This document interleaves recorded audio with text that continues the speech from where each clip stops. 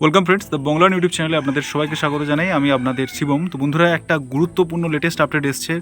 Recently এসএলএসটির উপরে যে সমস্ত আপনাদের বিজ্ঞপ্তিকে চ্যালেঞ্জ করে যে সমস্ত আপনাদের মামলাগুলো হয়েছিল, সমস্ত মামলা কিন্তু খারিজ করে দিল হাইকোর্ট। আপাতত আর কোনো অবকাশ থাকলো না, হাইকোর্ট কিন্তু সম্পূর্ণরূপে সমস্ত মামলাকে খারিজ করে দিয়েছে। তো কী আপডেটটা এসছে দেখতেই পাচ্ছেন, এটা কিন্তু আনন্দবাজার.com-এ এই আর্টিকেলটা পাবলিশ হয়েছে। আর্টিকেলটা আপনাদের সামনে আমি রাখবো।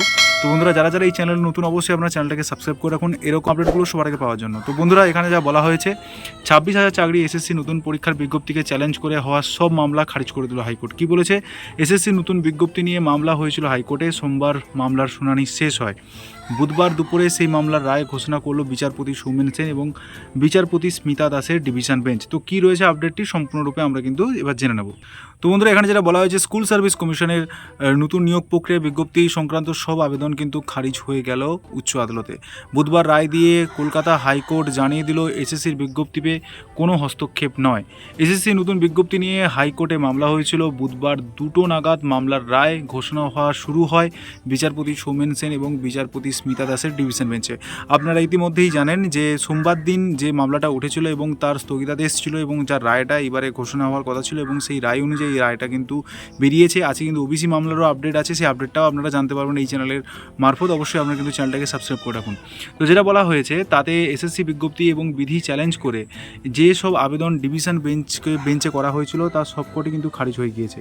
যেখানে বলা হচ্ছে, সোমবার ডিভিশন বেঞ্চ এই বিজ্ঞপ্তি সংক্রান্ত মামলার শুনানি শেষ হয় এবং রাজ্যের হয়ে সওয়াল করেন অ্যাডভোকেট জেনারেল এজি কিশোর দত্ত। দেখতেই পাচ্ছেন রাজ্যের হয়ে কিন্তু যিনি করেছিলেন এজি কিশোর দত্ত, এবং এসএসসি তরফে ছিলেন হচ্ছে আইনজীবী কল্যাণ বন্দ্যোপাধ্যায়। বঞ্চিত চাকরি প্রার্থীদের আইনজীবী হিসেবে ছিলেন অনিন্দ মিত্র এবং বিকাশ রঞ্জন ভট্টাচার্য। সওয়াল করতে গিয়ে এজি দত্ত যুক্তি দেন, 2016 সালের পর 2019 সালের নিয়োগ বিধি তৈরি করা হয়েছিল, তখন সেই বিধিকে কেউ চ্যালেঞ্জ করেনি, ফলে কেউ এসএসসির নিয়োগ বিধিকে চ্যালেঞ্জ করতে পারে না।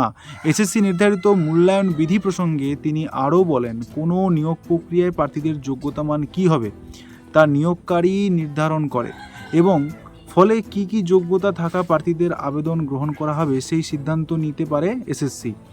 যে কোনো চাকরিতে অভিজ্ঞতাকে প্রাধান্য দেওয়া হয়, এক্ষেত্রেও সেই শিক্ষকতার অভিজ্ঞতাকে কিন্তু গুরুত্ব দেওয়া হয়েছে, এটা কিন্তু জানানো হয়েছে। এবং তার প্রেক্ষিতে অন্যদিকে কল্যাণ বলেন, কিভাবে কমিশনের আইনকে চ্যালেঞ্জ করা যায়। হাইকোর্টের ডিভিশন বেঞ্চে শুধু বলেছে নিয়োগ প্রক্রিয়া শুরু করতে হবে, কোনো বিধি মেনে করতে হবে বলেনি। কোথায় বলা হয়েছে 2016 সালের বিধি মেনে নিয়োগ করতে হবে? এসএসসির তরফে আরও যুক্তি দেওয়া হয়, 2016 সালের বিধি মেনে বয়সের ছাড় দেওয়া কার্যত সম্ভব ছিল না।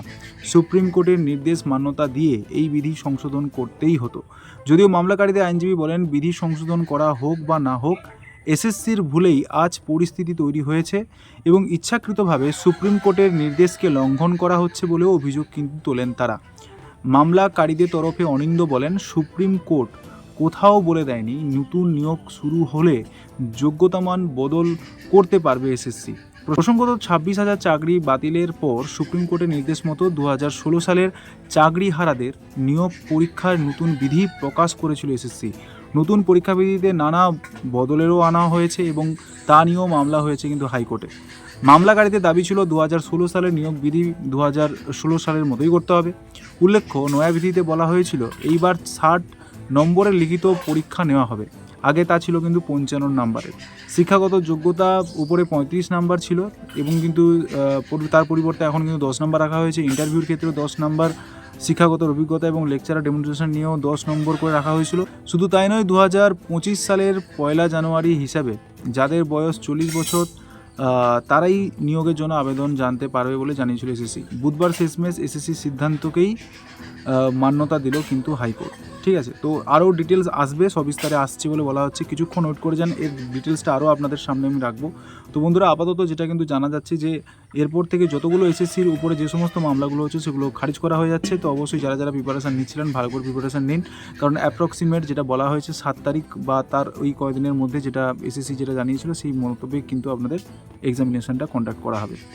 তো বন্ধুরা, এরকমই আপডেট পাওয়ার জন্য অবশ্যই দ্য বাংলা চ্যানেলটাকে আপনারা সাবস্ক্রাইব করে রাখুন এবং এরপরে আবার একটা ভিডিও করে আপনাদের কিন্তু আমি জানিয়ে দেবো। তো অবশ্যই আপনারা চ্যানেলের সঙ্গে জুড়ে থাকুন। দেখা হচ্ছে নতুন কোনো ভিডিওতে। Thanks for watching this video. নিজেকে প্রশ্ন করো, তুমি কি চাও শিক্ষক হতে? না তুমি খুঁজছো কেবলমাত্র একটা চাকরি? একজন শিক্ষক কেবলমাত্র ক্লাস নেন না, তিনি ভবিষ্যৎ গড়েন, তিনি সমাজ গড়েন, এক একটা ছাত্রের জীবনে আলো জ্বালান। হ্যাঁ, সিটেট ডিসেম্বর 2025-এর জন্য দ্য বাংলার নিয়ে এসছে দ্য ফাইটার ব্যাচ, এবং এই ফাইটার ব্যাচ হচ্ছে তোমাদের জীবনের লক্ষ্য পূরণের সেই স্ট্র্যাটেজি, সেই পথ, যেখানে অভিজ্ঞ শিক্ষকরা তোমাদের প্রপার গাইডেন্সের মাধ্যমে পৌঁছে দেবে তোমাদের অভীষ্ট লক্ষ্যে, তোমাদের শিক্ষক হওয়ার স্বপ্ন পূরণ করতে। এই ফাইটার ব্যাচের বিশেষত্ব কি রয়েছে? এই ফাইটার ব্যাচটি যেটা হতে চলেছে সম্পূর্ণ লাইভ ক্লাস, যেখানে তোমরা লাইভ ডাউট ক্লিয়ার করতে পারছো, সঙ্গে ওই লাইভ ক্লাস অ্যাটেম্প না করতে পারলে সেগুলো রেকর্ডিংয়ের ব্যবস্থা থাকছে, যেখানে তোমরা পেপার 1 এবং পেপার 2 এর ক্ষেত্রে সম্পূর্ণরূপে প্রিপারেশন নিতে পারছো, যেখানে তোমাদের চ্যাপ্টার ওয়াইজ তো মক টেস্ট থাকছে, সঙ্গে সঙ্গে ফুল লেন্থ মক টেস্টের মাধ্যমে তুমি কম্পিটিশনের কোন জায়গায় রয়েছো সেটা তোমরা বুঝতে পারবে। তো তোমরা যারা চাইছো সিটেটের এই ব্যাচে জয়েন করতে, তো নিচে দেওয়া যে হোয়াটসঅ্যাপ নাম্বার রয়েছে ওই হোয়াটসঅ্যাপ নাম্বারে তোমরা যোগাযোগ করো, এই কিউআর কোড স্ক্যান করে সরাসরি তোমরা ভর্তি হয়ে যাও। তো দেখা হবে তোমাদের নতুন জোশে, নতুনভাবে, নতুন স্ট্র্যাটেজিতে সিটেট লক্ষ্য পূরণের লড়াই, এবং যে লড়াই হবে বাংলার নেট সাথে।